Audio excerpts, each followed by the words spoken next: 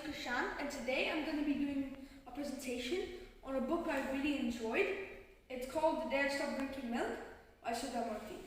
This book is about the amazing life lessons and life experiences that were learned by Sudha Murthy because of some very interesting encounters that teaches her about many life lessons and experiences that we can use in life. As the saying goes, a wise man learns from the mistake of others, but a fool has to learn from his own. So, to share my love of the book, I'm going to recite one of my all-time favorite chapters of the book. This chapter really touched my heart, and every time I always go around saying it because it's really good. And the chapter is The Day I Stopped Drinking Milk. It's the fourth chapter of the book. And this chapter is about the foundation that Sudha Murthy works in. Ordered her to go to a remote village and build a school there. But the manager thought that Sudha Murthy did not understand the language they spoke there, so she brought a translator with her. And when they went to the remote village, one day, it was raining very heavily, and the hotel they were staying in was a bit far away, so they just stayed by in a small hut nearby. So they went there, and the owner immediately welcomed them in as guests, because there's an Indian saying that a guest is God in the form of a human. So if you do good things for the guest, then God will reward you back.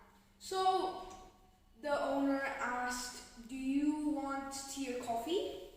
And then Sudha Murthy, she didn't drink tea or coffee, so she nodded her head in affirmation.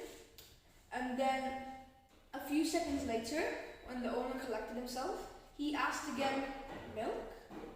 Sudha Murthy did not drink milk as often, but she didn't want to be very rude and reject everything this kind man offered, so she accepted it. The man went to his wife, who was holding a baby, and the man asked the wife, "Can you please give the guests one glass of ghost milk?" But the wife got really frustrated and said that we already have a baby that needs the milk.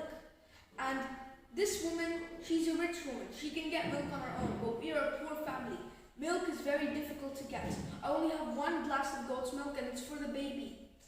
I can't give any to her. And then the translator felt free to speak on behalf of Sudha Murthy. So he stepped in the conversation and said that Sudha Murthy can only drink milk because she does not take tea or coffee and etc. Then the wife asked, "What's about rice and water or fish curry? I can make all of those." But the translator said Sudha Murthy does not eat seafood or non-veg, and that she does not drink tea or coffee, and she might not be familiar with rice and water. So Sudha Murthy overheard this, and she felt bad about this, but the translator had already convinced the woman to bring the milk.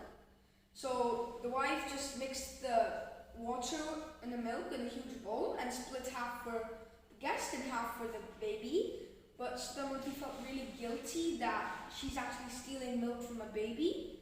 So she told the translator to tell the couple that she fasts on Wednesdays and she does not need milk.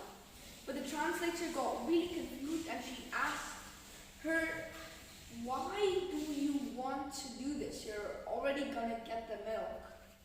And Sudha Murthy said, "The host cannot always accommodate with us. But sometimes the host has its limitations. We can't just expect that the host can give everything to us just because we're guests." The translator, with a change of heart and a new life lesson in his life, went to the couple and told them this. The couple happily accepted, and after the storm, Sudha Murthy left and built the school and went back to the foundation. This is one of my favorite chapters, and the moral of this chapter is that the host cannot always accommodate with us, and it also has its limitations, and we can't just be expected to be treated as gods. So, thank you. I hope you really liked this presentation. I hope this story also left a mark in your heart. And thank you for listening to this, and bye.